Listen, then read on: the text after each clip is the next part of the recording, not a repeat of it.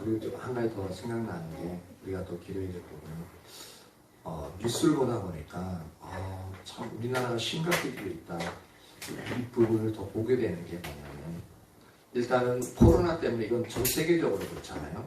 근데 그러다 보니까 다른 사람들의 배려보다는 자기 자신만을 이기적인 부분이 더 드러나고 있어요. 드러나고 말세 때 사랑이 식어진다라고 표현하고 있는데 그 사랑이 식어지는 모습도 점점점 보여지고요. 그런 것 중에 한 두 가지 사건을 이제 뉴스에서 봤던 것이 뭐냐면 하나는 계속 이제 이런 일들이 계속 나오는데 몇 살? 6개월이랬나? 6살이라고 했나? 이제 아이스팩에 아이스박스에 이제 담겨져 가지고 사망해 있는 그 이제 여자 아이가 이제 발견되었다고 얘기하죠. 그래서 거기에 막 이제 학대 흔적이 있다고 얘기하고 또 어떤 경우는 서울에서 있었던 얘기인데 지하철 3호선이었어요. 아침에 출근하는 이제 그런 시간대였는데 어떤 한 20대 정도 되는 여성이 갑자기 이제 지하철 타다가 그 중간에 쓰러졌나 봐요. 그럼 보통 같으면은 막 사람 쓰러졌으니까 가가지고 어떻게 되나 막 상태 알아보고 인공호흡이나 이제 그런 업체 심폐소생술 필요하면 그 자리에서 하잖아요. 근데 어떤 상황이었냐면은 근데 아무도 안 가는 거예요. 그래서 그 여성이 이제 짧은 핫팬츠를 입었나 봐요. 그러다 보니까 요새 많이 이제 사회 문제가 되는 게 도와줬는데 나를 성추행했다고 막 대륙 고발해가지고 이제 막 그래서 경찰서 왔다 갔다 하고 그렇게 이제 오히려 고발돼가지고 막 이제 벌금 내기도 하고 막 그런 경우들이 많이 있었나 봐요. 그러다 보니까 주위에 있는 남자들이 한 사람도 쳐다보기만 하지 가지 않는 거예요. 이 사람이 곧잘 어떻게 될지도 모르는데 근데 그 이유를 생각하는 거예요. 만약에 가가지고 옷도 저렇게 입었는데 뛰어나가지고 이제 그렇게 하면 어떻게 그런 생각들이 그 모든 거기 있는 사람들 남자들에게 다 그런 생각을 갖고 있었다는 게 너무 충격적이더라고요. 그래서 사회 이슈화되어지고 있는 부분인데 그러다 보니까 아무도 남자들이 안 가니까 여성들이 가가지고 부축하고 이렇게 해가지고 내리는 그렇다고 얘기를 하고 있는데 그래서 그 사건에 대해서 댓글 달리는 부분이 이제 그런 부분 때문에 하잖아요. 나는 심지어 이제 심폐소생 자격증도 있고 충분히 할 줄 아는데 근데 그러다가 그렇게 했다가 그러한 일들에 휘말리기 싫다라는 그 댓글들이 막 달리는 부분들을 이제 보게 되더라고요. 이건 상당히 심각한 부분이에요. 심각한 부분이고 자꾸 조그만 뭐 하면 법칙 만들고 법제 만들고 성희롱이 물론 그런 부분이 일어나서는 안 되는데 근데 필요 이상으로 뭐든지 그냥 그것을 근본적인 원인부터 이렇게 찾아가지고 그런 것을 해결할 생각을 그건 시간이 좀 오래 걸리죠. 그래도 그런 원인부터 찾아가지고 할 생각은 안 하고 무조건 규제 딱딱한 법칙 무조건 만들어버려요. 그러니까 도와주고 싶어도 그럴 수 이제 꺼려지는 그런 영역들이 상당히 많이 있거든요. 이게 더 두드러지게 나타나는 것 같습니다. 이러다 보면은 진짜 심각해요. 그래서 이야기를 하는 이유 중에 하나는 뭐냐면 지금 이 세대 자체가 그렇게 흘러가고 있다는 얘기입니다. 그것도 너무나도 빠르게 그것을 근데 회복하기는 쉽지 않고요. 아마 회복이 안 될 거 계속적으로 이렇게 나갈 텐데 회복할 수 있는 유일한 희망이 될 수 있는 부분이 뭐냐면 바로 교회입니다. 교회 개개인이 예수 그리스도의 사랑으로 회복되어지고요. 그리고 그 교회의 그 개개인에 속해 있는 가정들이 주님의 사랑으로 다시 회복되어지고 그래서 가정이 회복되어지고 성경에서 말하는 그런 사회 질서를 이루어가는 사람들이 교회 이제 예수님을 믿는 자들을 통해서 일어나는 부분들이 교회에서부터 회복되어져야 됩니다. 그래야만 일말의 희망이 있어요. 그래서 우리는 사회에 대한 그런 책임을 가지고 있는 자들입니다. 그래서 우리를 빛으로 너희는 세상의 빛이라고 말씀하시고 너희는 세상의 소금이다라고 말씀하셨잖아요. 그 예수님 믿는 자들의 사회적인 책임을 말씀하신 겁니다. 근데 우리는 이제 예수님을 믿어도 주님이 말씀하신 그 삶을 알고는 있는데 살아가지 못하다 보니까 오히려 살아가지 못하는 부분도 있고 살아가지 않기를 선택하는 영역들도 더 많이 있습니다. 왜? 내가 뭐 손해될 것 같으니까. 그리고 세상이 더 좋아서. 그러다 보니까 빛이 아닌 예수님의 빛을 잃어버렸고 소금의 맛을 잃어버리다 보니까 바닥에 버려져가지고 짓밟히는 그러한 상태까지 이제 우리가 임하게 되었습니다. 그래도 이제 우리에게 소망이 있는 것은 예수님은 이 모든 것들을 회복시킬 수 있는 분이고 더 간절히 회복시키시길 원하셔요. 그러니까 우리만 마음을 돌이켜서 이제 그 자리에 서면 됩니다. 근데 그것은 개개인에 있어서 쉽지는 않죠. 쉽지는 않은데 그래서 예배를 통해서 간절히 주님을 찾아 나오고 그러면서 그 안에서 주님으로 인해서 회복되어지는 영역들이 절대적으로 필요합니다. 그래서 이 영역에 우리가 많은 힘을 써야 됩니다. 많은 힘을 써야 되니까 그 부분을 이제 기억하시고 각자 이제 삶의 자리에서 주님을 찾으시고 또한 예배 드리러 오실 때에 간절한 마음으로 그렇게 절실한 마음으로 그렇게 한 분 한 분들 오셔서 예배 드리고 그 다음에 이제 주님을 만나는 저의 여러분들 되시길 축복합니다. 이제 1부 설교 끝났고요. 이제 2부 본 설교 들어갑니다. 우리가 지금 성령에 의한 삶을 이제 살펴보고 있는데 그 첫 번째로서 이제 지난주에 끝난 이제 신약의 삶에 대해서 살펴봤죠. 구약의 삶은 이제 우리가 하나님의 말씀을 이제 우리 율법이 주어졌는데 그 율법을 어떻게 해요? 우리가 열심히 연구해서 적용하는 우리 자신의 노력으로 하려고 이렇게 그렇게 했는데 구약의 삶은 실패했죠. 그렇게 시도도 좋고 너무나도 열심히 하긴 했는데 그것을 온전히 하나님이 원하시는 의도와 의미와 목적 그들의 말씀을 그들 지키는 자가 아무도 없더라라는 겁니다. 그래서 예레미야서 31장 33절에는 어떻게 말씀하고 있습니까? 내가 새 언약을 세우리니 그 새 언약은 하나님의 법을 우리 마음에 두고 그리고 그 마음을 우리의 신비에 새기겠다라고 말씀하고 있죠. 그래서 우리를 하나님의 백성이 되도록 만드시고 하나님은 우리의 하나님이 되어지도록 하겠다라고 말씀하고 있습니다. 그런데 신약에 와서 딱 보니까 하나님의 말씀을 우리 안에 두신다는 그것이 바로 우리가 예수를 믿을 때 진리의 성령을 우리 안에 주시겠다는 말씀이었습니다.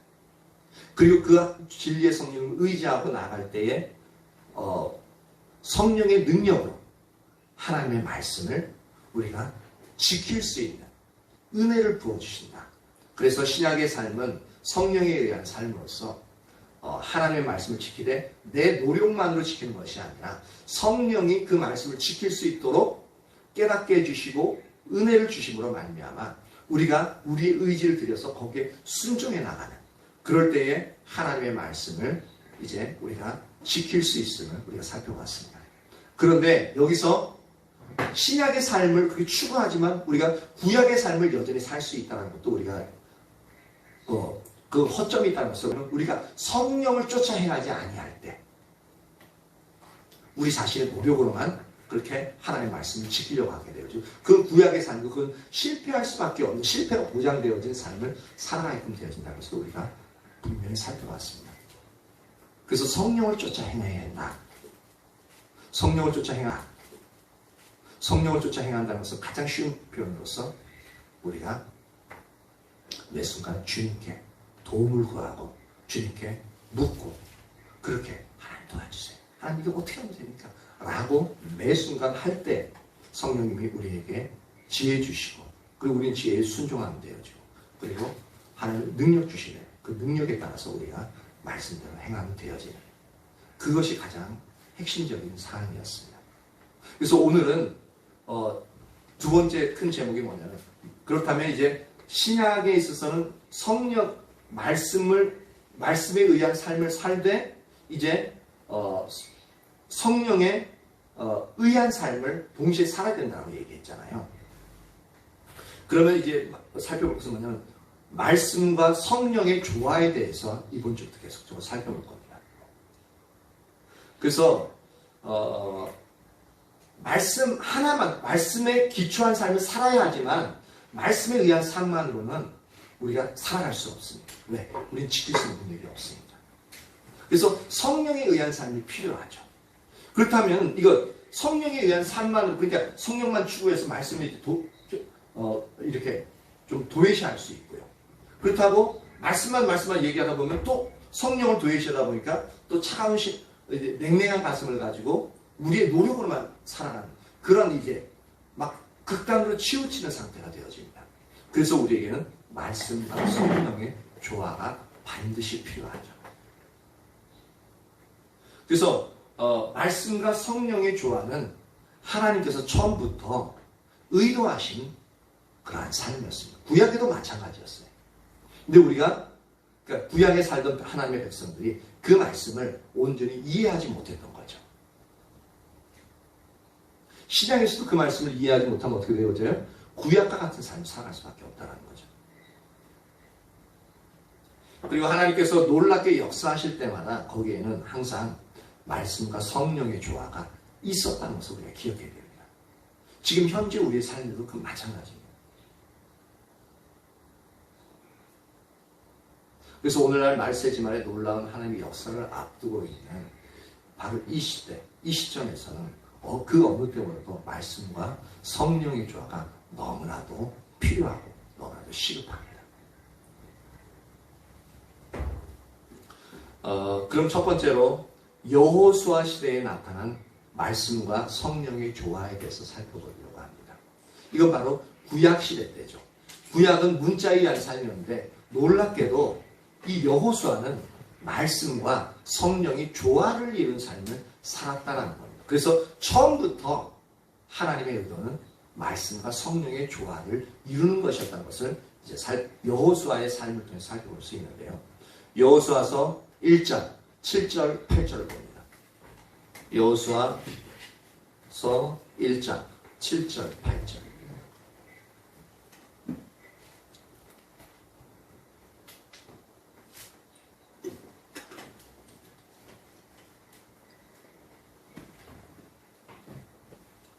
이 여호수아는 하나님의 놀라운 역사를 경험한 사람이죠. 이 여호수아는 그리고 모세를 가장 가까이서 섬긴 사람이었고, 그리고 그렇다 보니까 모세 다음으로 하나님의 그 모든 역사에 대해서 가장 가까이 목도했던, 즉 경험했던 사람이었습니다. 그런데 오늘 여호수아 1장 7절 8절 말씀을 보면 그러한 놀라운 하나님의 영광을 경험했던 모든 것들을 바로 자신의 눈앞에서 모세 다음으로 가장 가까이서 생생하게 하나님을 경험했던 사람에게 하나님이 우리 같으면은 이제 그런 경험 가지고 이제 하나님을 알고 그 영역을 가지고 하나님을 섬기러 나갈 텐데, 근데 하나님은 여호수아서 1장 7절 8절을 보면 정반대의 말씀을 하십니다. 7절 8절 같이 읽습니다. 시작. 오직 강하고 극히 담대하여 나의 종 모세가 내게 명한 그 율법을 다 지켜 행하고 우로나 자로나 치우치지 말라. 그리하면 어디로 가든지 형통하리니 이 율법책을 내 입에서 떠나지 말게 하며 주야로 그것을 묵상하여 그 안에 기록된 대로 다 지켜 행하라. 그리하면 내 길이 평탄하게 될 것이며 내가 형통하리라. 이 말씀을 보면 여호수아에게 강조하셨던 부분이 뭐냐면 이 율법책을 내 입에서 떠나지 말게 하고 그것을 주의하고 밤낮으로 묵상하고 그리고 그 안에 기록된 대로 다 지켜 행하라라고 말하고 있습니다. 즉 철저하게 말씀에 의한 삶을 살 것을 그렇게 명령하시고 있죠. 이처럼 우리의 신앙은 철저하게 말씀에 기초한 신앙이어야 함을 우리는 이 부분을 통해서도 분명히 알 수가 있습니다.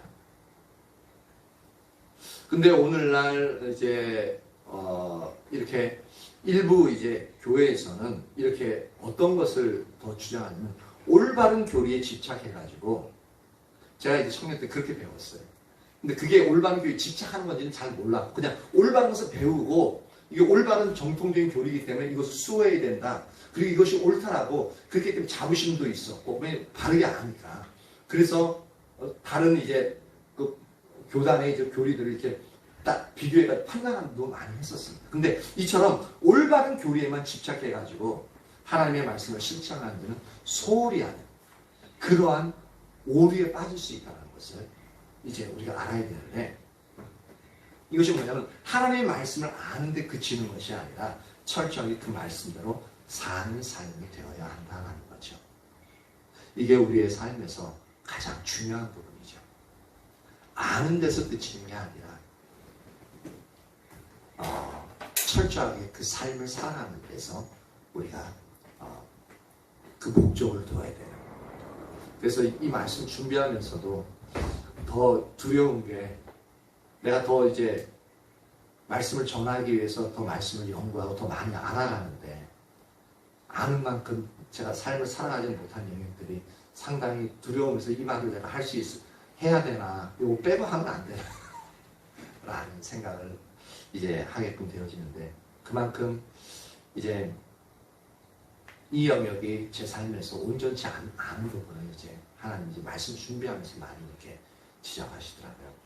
마찬가지로 우리가 아는 만큼 그대로 순종하고자 하는 그 자리로 우리가 나가기 위해서 부단히 애써야 됩니다. 이것은 아무리 강조해도 지나침이 없죠. 또 어떤 사람들은 조그만 영적인 체험만 해도 이 목회자들의 조언을 무시하는 태도, 무시하는 경우가 참 많이 있습니다. 그러면서 또 뭐냐면 내가 한 체험 때문에 하나님의 말씀을 무시하는 거예요. 그런 경우도 많이 있어요. 그런데 이렇게 되어지면 그런 사람들은 아주 필연적으로 미혹의 영에 의해서 미혹되어지는 그러한 무서운 결과를 맞이하게끔 되죠. 왜? 이렇게 되면 마음이 벌써 높아진 거거든요. 마음이 높아졌다는 것은 교만하다는 얘기죠. 근데 성경에 보면 교만한 자들 하나님이 대적하신다라고 표현하고 있죠. 이 하나님이 대적하시게 되어지면 사단은 하나님의 백성들을 마음껏 공격할 수 있는 통로가 열려버립니다. 그러니까 미혹될 수밖에 없는 거죠.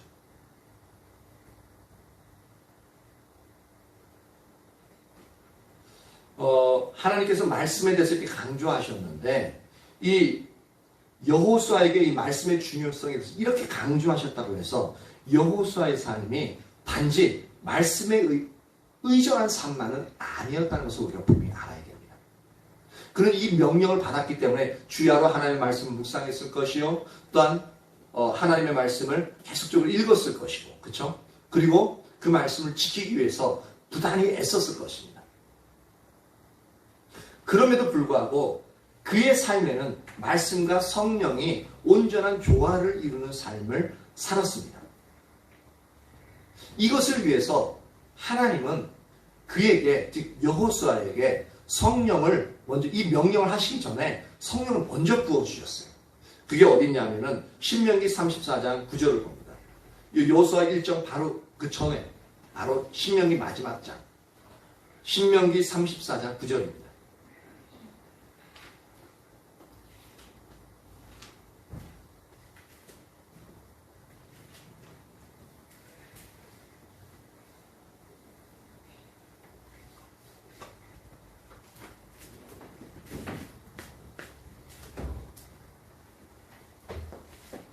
신명기 34장 9절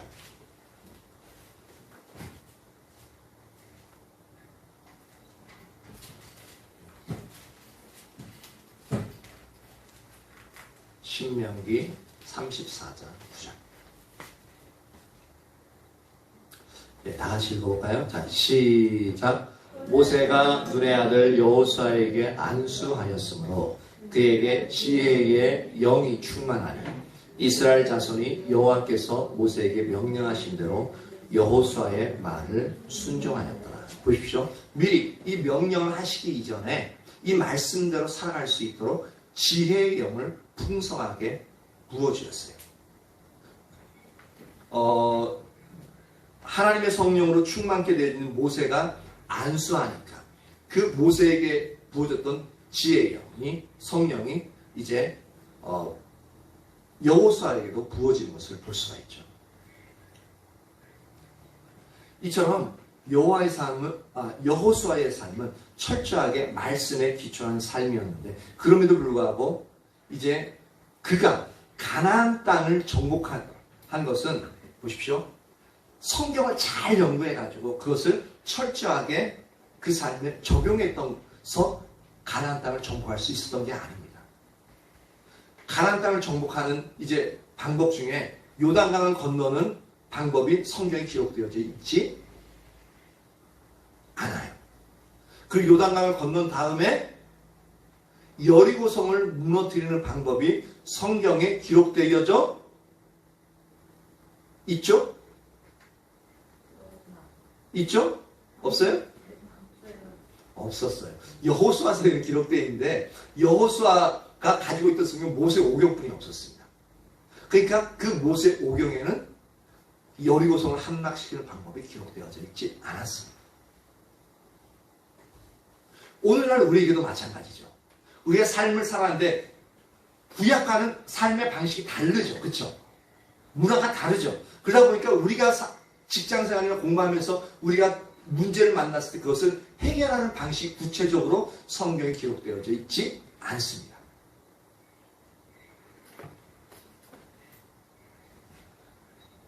이 여호수아는 그것을 극복하기 위해서 어떤 삶이 살아졌냐면 바로 철저하게 성령님의 민감해서 성령님의 인도하신 대로 순종하면서 가나안 땅을 정복했죠. 우리도 마찬가지입니다. 우리도 평상시에는 말씀에 의한 삶을 살아가야 됩니다. 그렇죠? 말씀에 의한 삶을 살아가면서 성령님께 항상 민감해야 돼요. 민감해서 이 모든 상황 가운데서 하나님이 어떻게 이 모든 부분들을 성경 말씀에 근거해서 적용해서 살아갈 수 있을지 그것을 성령님의 민감해서 그것을 딱 캐치하고 성령의 인도에 따라서 삶을 순종해 나가야 돼요. 그렇게 나가야만 여호수아가 살았던 것처럼 말씀과 성령의 조화를 이루면서 살아갈 수가 있게 되어지는 거죠. 그래서 여호수아는 가나안 땅을 정복했던 겁니다. 두 번째, 그럼 신약을 대표하고 있는 예수님의 삶에 나타난 이제 말씀과 성령의 조화에 대해서 살펴보려고 합니다. 예수님의 삶은 특히 우리에게 너무너무 중요합니다. 왜냐하면 예수님은 우리의 신앙과 사역과 삶의 완벽한 모델입니다. 그러니까 우리가 누구처럼 살아가기를 추구해야 되는 건 바로 예수님처럼 살아가기를 추구해야 되죠. 그래서 예수님의 삶과 사역에는 어느 누구의 삶과 사역보다 말씀과 성령의 조화가 완벽했었죠. 마가복음 1장 21절에서 27절 봅니다. 마가복음 1장 21절에서 27절. 이 말씀을 통해서 이제 예수님이 삶에서 어떻게 말씀과 성령의 조화가 어우러졌는가를 우리가 살펴보려고 합니다. 이 마가복음 1장에 있는 우리가 지금 살펴볼 본문은 이 마가가 기록한 예수님 공생의 첫 번째 사건이거든요. 예수님 공생에서 첫 번째 사건인데, 근데 다른 복음서를 쭉 살펴보면 알 수 있듯이 이것이 예수님의 공생에서 가장 첫 번째로 일으켰던 사건은 아닙니다. 가장 첫 번째로 일으켰던 사건은 이제 요한복음에서 기록하고 있는데, 그게 뭐냐면 요한복음 2장에 나오는 가나의 혼인잔치죠. 가나의 혼인잔치에서 어떤 기적을 행하셨죠? 예, 물을 포도주로 변화시키신 놀라운 기적을 했죠. 완전 화학적으로 다른 물질을 만들어내셨어요.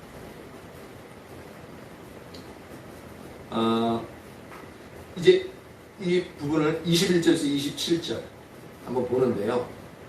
뭐 같이 한번 읽어볼까요? 자, 시작. 그들이 가버나움에 들어가니라. 예수께서 곧 안식일에 회당에 들어가 가르치심에 뭇사람이 그의 교훈에 놀라니 이는 그가 가르치시는 것이 권위 있는 자와 같고 서기관들과 같이 아니함일러나 마침 그들의 회당에 더러운 귀신 들린 사람이 있어 소리질러 이르되 나사렛 예수여 우리가 당신과 무슨 상관이 있나이까 우리를 멸하러 왔나이까 나는 당신이 누구인 줄 아노니 하나님의 거룩한 자니이다. 예수께서 꾸짖어 이르시되 잠잠하고 그 사람에서 나오라 하시니 더러운 귀신이 그 사람에게 격려를 일으키고 큰 소리를 지르며 나오는지라. 다 놀라 물어 이르되 이는 어찌미냐 권위 있는 새 교훈이로다. 더러운 귀신들에게 명한즉 순종하는도다 하더라.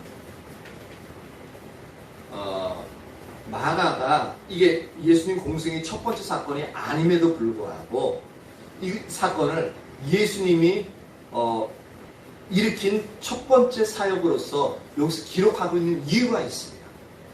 그 이유가 뭐냐면 이 예수님의 사역을 말씀과 성령의 조화라는 그 관점에서 보고 있기 때문에 이 사건을 가장 처음 이제 이렇게 쓰면서 그것을 보여주고 있습니다. 한번 볼까요? 22절에 보면은 21절의 마지막에 보면 회당에 들어가 안식일에 회당에 들어가 가르치심에 라고 말씀하고 있습니다. 가르친다는 것은 말씀을 선포하는 거죠. 그래서 22절에 보니까 뭇사람이 그의 교훈에 놀라니 이는 그가 가르치시는 것이 권위 있는 자와 같고 이게 다른 서기관들과 같지 않았다라고 말하고 있는데 이 부분이 전에는 이런 부분을 읽으면서 잘 그 어떤 의미인지 온전히 이제 인식하지 못했었는데 이 부분이 뭐냐면 하나님의 말씀을 전할 때에 주님의 성령이 함께 하시는 주님의 임재하심으로 말미암아 그 하나님의 말씀이 능력 있게 들려지는 거예요.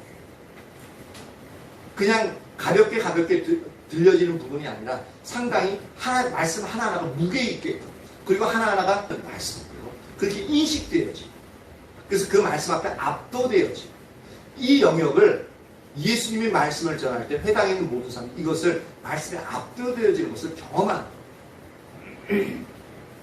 그러니까 예수님의 교훈에 놀랄 수밖에 없어요. 근데 교훈의 내용들은 서기관들이 말하는 거나 예수님 말씀하시는 거나 동일한 거죠. 왜냐하면 성경 말씀을 토대로 말씀하는 거예요. 근데 성령님이 말씀을 압도하시다 보니까 그 교훈에 있어서 서기관하고 같은 말인데 다른 거예요. 그래서 그 교훈에 놀랄 수밖에 없었다는 거예요. 이게 바로 말씀의 문제예요.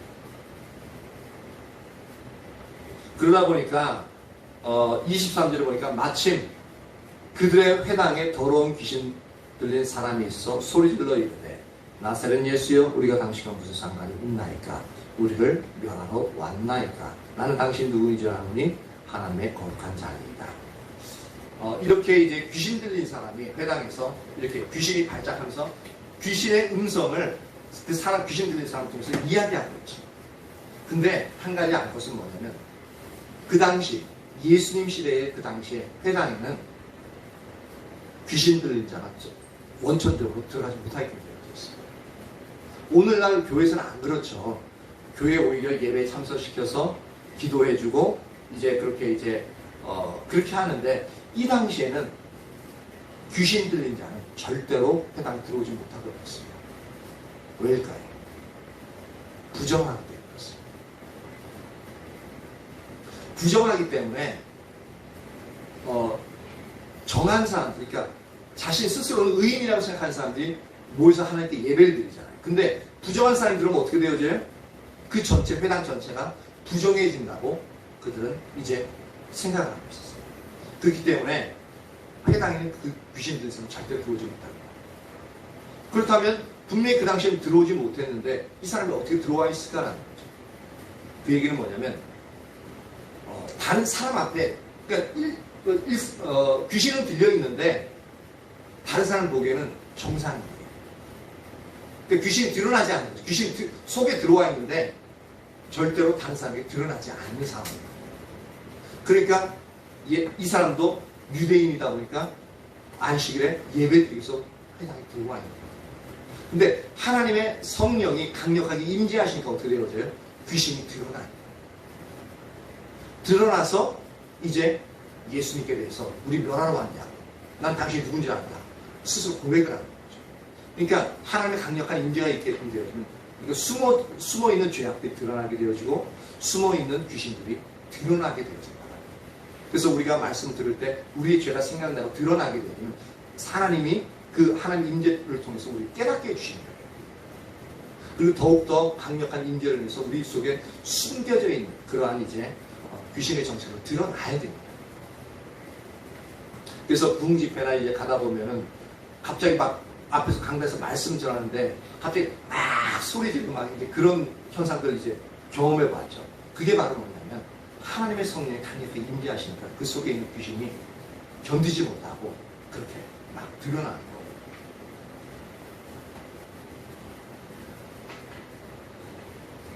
이처럼 이제 귀신이 드러났어요. 그러니까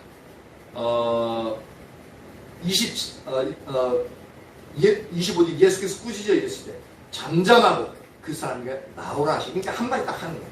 잠잠하고 그 사람에게 나와라.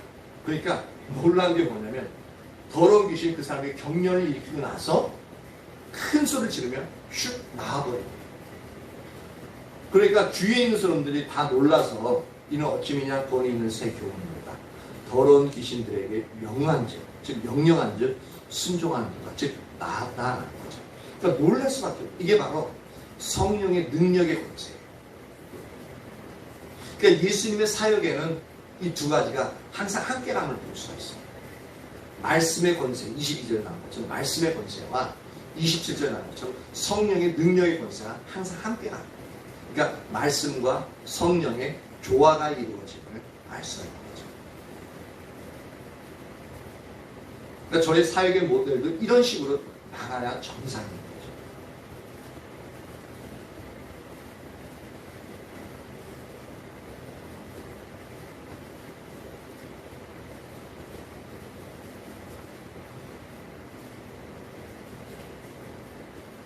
그래서 많은 사람들이 예수님이 이렇게 이런 능력의 권세를 가지고 이제 사역을 보고 상당히 놀랐는데, 근데 이제 우리가 예수님의 사역을 이렇게 보다 보면은, 성경을 보다 보면은 예수님이 전도하셨을 때, 전도라고 말씀하실 때 그 전도와 오늘날 우리가 인식하는 전도는 상당히 다름을 알 수가 있습니다.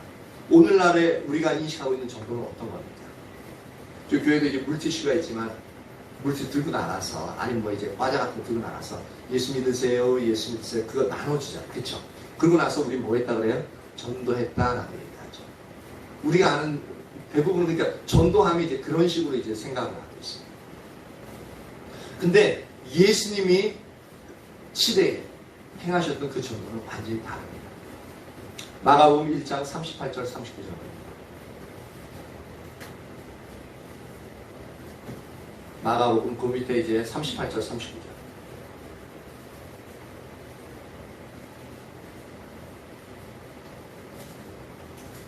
마가복음 1장 38절 39절 같이 읽습니다. 이르시되 우리가 다른 가까운 마을들로 가자. 거기서도 전도하리니 내가 이를 위하여 왔노라 하시고, 이에 온 갈릴리에 다니시며 그들의 여러 회당에서 전도하시고 또 귀신들을 내쫓으시더라. 예, 이거 보면은 예수님이 직접 말씀하신 제자들에게 우리가 다른 마을들로 가서 거기서 전도하자라고 말씀하시죠. 전도하리니라고 말씀하고 있죠. 그러니까 전도하자라는 얘기예요. 근데 성경 원어에 보면 이 전도하다라는 이 원어의 뜻이 뭐냐면 선포한다는 뜻입니다. 즉 뭐냐면 설교한다는 뜻이에요. 그러니까 오늘날로 말하자면 예수 믿으십시오. 다른 이제 그 회중들에게 밖에 나가면 지나가는 사람들에게 예수 믿어야 천국 갑니다. 그렇지 않고 예수 믿지 않으면 지옥 갑니다. 이런 얘기하면 지나가는 사람들 신고했거든요. 고성방가한다고 막 시끄럽다고 하면서 막 인상 찌푸리면서 막 이게 오늘날은 그렇게 할 텐데, 근데 예수님 말씀하신 정도는 바로 말씀을 선포하는 거였어요. 원어 자체가 그래요.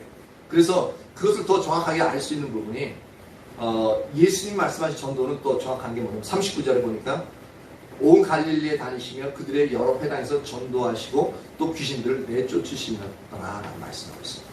그러니까 예수님의 전도라는 것은, 이 전도가 나중에는 이제 39절에 38절 전도라는 말이 39절은 좀 더 확대되어서 나타나는 게 뭐냐면 전도하시고 지금 말씀을 선포하시고 그러고 나서 귀신을 쫓았다라고 말씀하겠죠. 즉 뭐냐면 예수님께서 말씀하신 전도는 단순히 말씀을 선포하시는 것으로 끝나는 게 아니라는 거예요.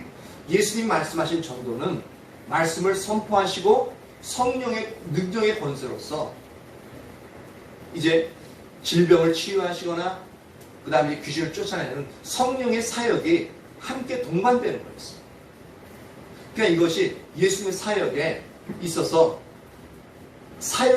하나의 사역의 양면입니다. 즉 동전의 양면과 같이 하나 전도한다 그러면은 나머지 한 사역, 성령의 능력 사역이 자연스럽게 따라오는 거예요. 그래서 성령의 능력의 사역이 있었다 그러면은 그 전에 하나님의 말씀의 선포가 있었다는 얘기예요. 그러니까 이 두 가지가 항상 예수님의 사역에는 항상 함께 있습니다. 그래서 예수님의 삶과 사역 속에는 항상 말씀과 성령이 하나였는데, 이런 사실을 누가복음 1장에서만이 아니라 마태복음에서 봐도 이런 부분들을 분명히 이야기하고 있습니다. 제가 이 부분을 읽겠습니다. 마태복음 4장 23절에 보면 이렇게 말씀하고 있는데요. 예수께서 온 갈릴리에 두루 다니사 그들의 회당에서 가르치시며 천국 복음을 전파하십니다. 벌써 말씀의 선포가 있죠. 그리고 백성 중에 모든 병과 모든 약한 것을 고치시니 성령의 능력의 사역이 있습니다. 마태복음 9장 35절에 보면 예수께서 모든 도시와 마을에 두루 다니사 그들의 회당에서 가르치시며 천국 복음을 전파하시니, 보십시오. 말씀의 선포가 있고 모든 병과 모든 약한 것을 고치시니라 성령의 능력으로 그렇게 사역하는 부분을 볼 수가 있습니다. 그럼 여기서 우리가 예수님께서 선포하신 말씀이 어떤 부분인지 그것을 살펴보려고 합니다.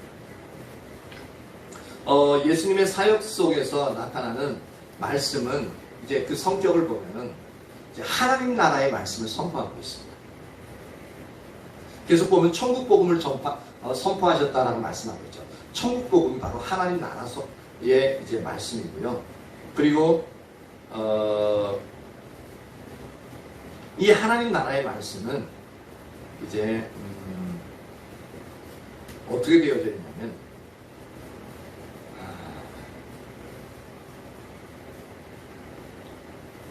예수님이 이 말씀을 선포하시기 이전에 먼저 이 하나님 이 말씀에 의해서 먼저 사셨다는 것을 우리가 알아야 됩니다. 그러니까 말씀을 전하기 이전에 말씀 그대로의 삶을 사셨고, 그리고 말씀을 전할 때 예수님은 자신이 살아가고 있는 그 말씀을, 그 실제화가 되어진 말씀을 선포하셨다는 거죠. 이게 원래 설교에 있어서도 우리가 말씀 항상 권면할 때 있어서도 이 부분이 정확하게 지켜져야 아까 서기관들의 교훈과 같지 않다. 그리고 그래서 성령님이 뒷받침하시는 그런 말씀이 되어질 수가 있습니다.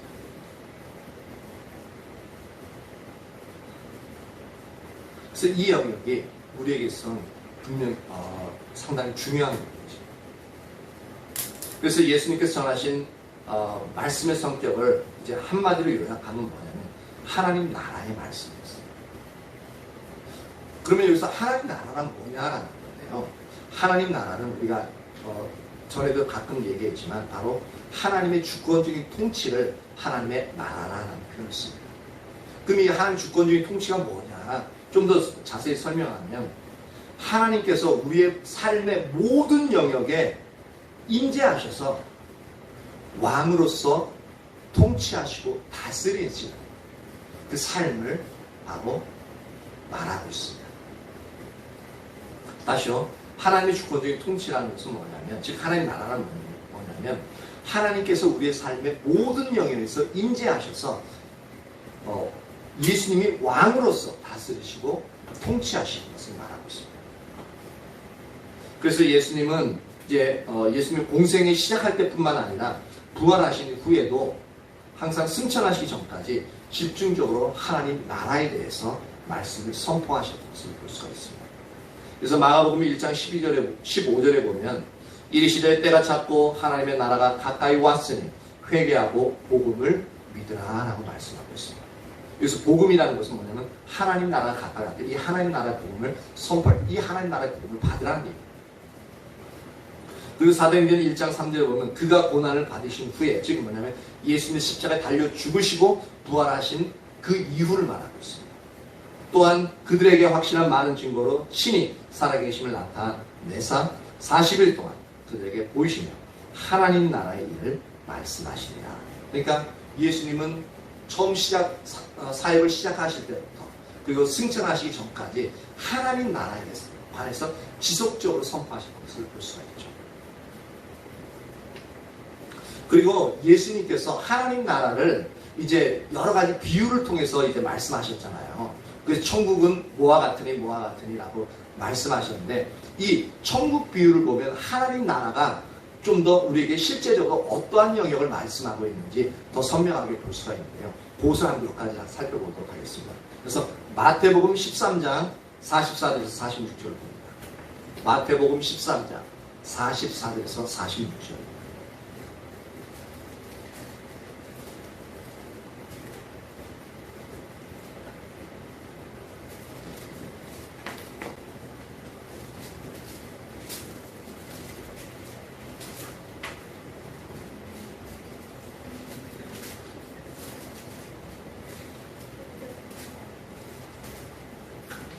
(13장) 44절에서 46절.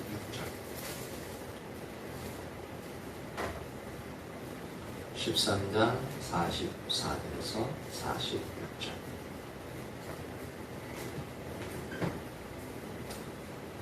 다 같이 한번 읽어볼까요? 시작. 천국은 마치 밭에 감추인 보화와 같으니 사람이 이를 발견한 후 숨겨두고 기뻐하며 돌아서 자기의 소유를 다 팔아 그 밭을 사느니라. 또 천국은 마치 좋은 진주를 구하는 장사와 같으니 극히 값진 진주를 하나를 발견하며 가서 자기의 소유를 다 팔아 그 진주를 사느니라. 여기서 예수님은 천국으로 표현된 하나님 나라를 두 가지로 비유하고 있죠. 첫 번째는 뭐죠? 예, 밭에 감추인 보화. 두 번째 비유는 뭐죠? 좋은 진주. 근데 우리가 여기서 알아야 될 것은 두 번째 비유는 천국 비유가 좋은 진주가 아닙니다.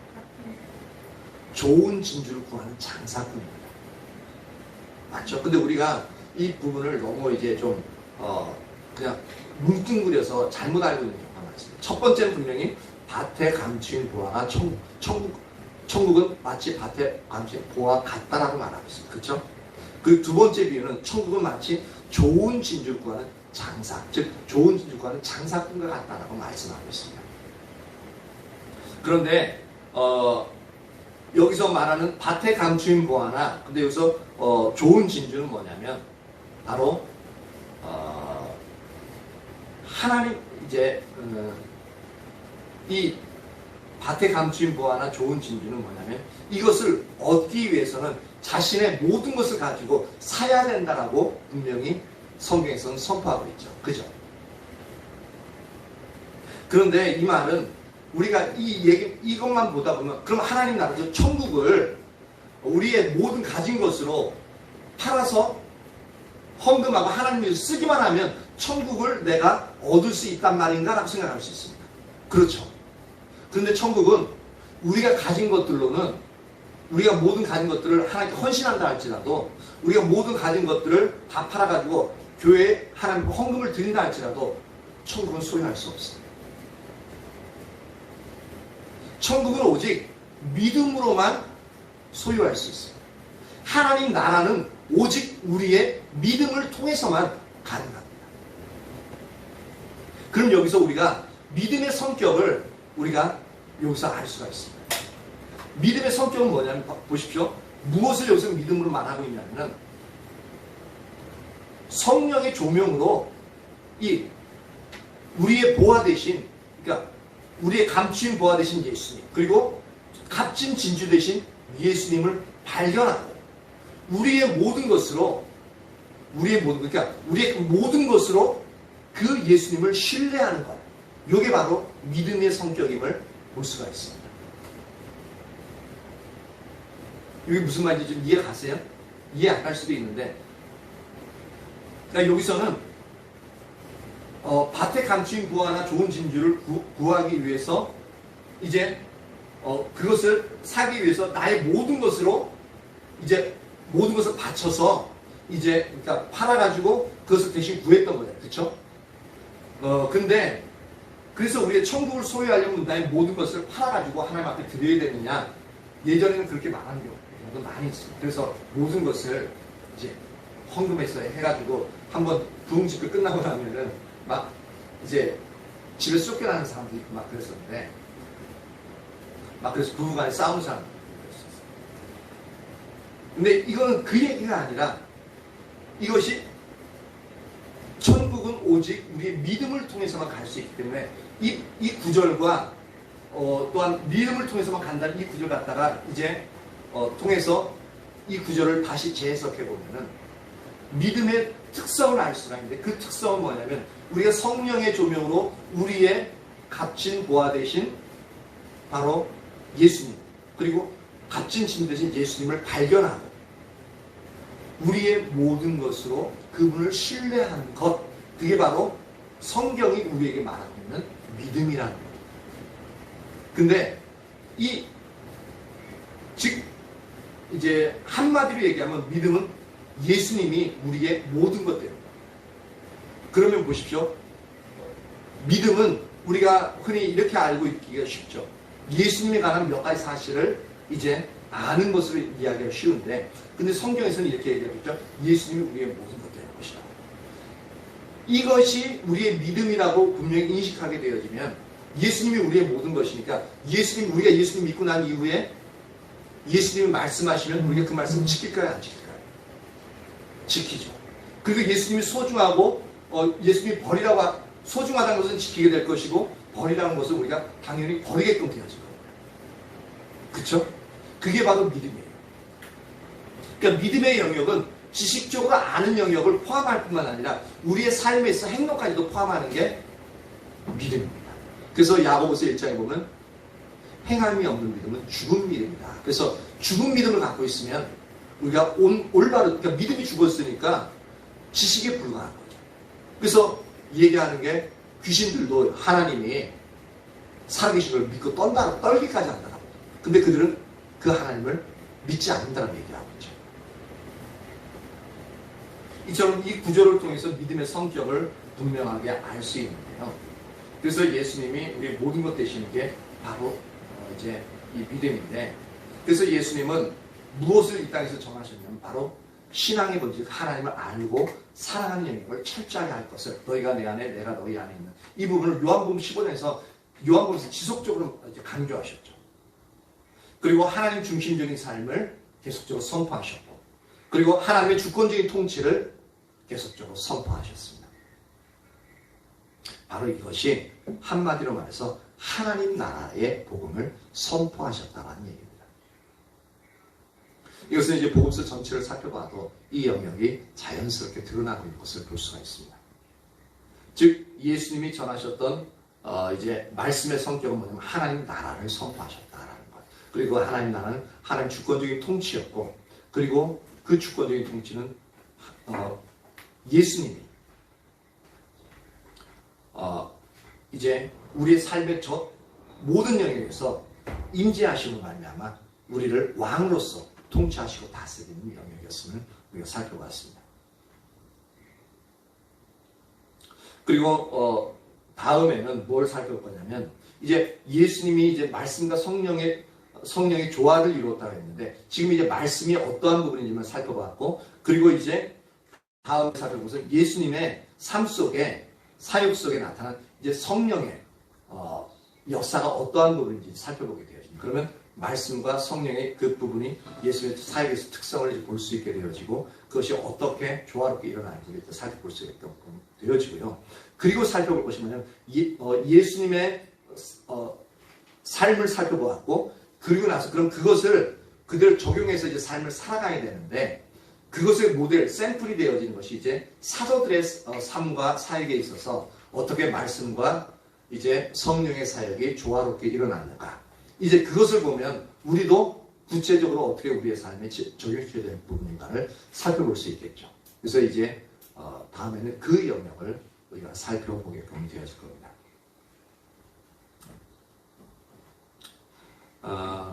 오늘은 이제 말씀과 성령의 이제 조화에 대해서 살펴보면서 최종적으로 이제 여호수아의 삶에 나타난 말씀과 성령의 조화, 그리고 두 번째는 예수님의 삶에 나타난 말씀과 성령의 조화를 살펴보았고, 그리고 그 중에서 예수님의 말씀이 어떠한 의미가 있는지까지 살펴봤습니다. 우리에게 있어서 이 모든 부분들이 성령이 인식되어져서 우리의 삶에서 그 말씀에 의한 삶을 살아가면서 동시에 성령의 인도에 민감해서 성령의 인도에 따라서 삶을 살아감으로 말미암아 이렇게 예수님이 일으키셨던 것처럼 그리고 여호수아가 일으켰던 것처럼 그 삶에서 놀라운 능력의 역사가 일어남으로 우리의 삶이 그렇게 좀 더 능력 있는 삶이요 또한 상당히 신나는 삶 그리고 하나님의 영광을 드러내는 삶이 되어지기를 예수님의 이름으로 축복합니다. 네, 반주로 나오시고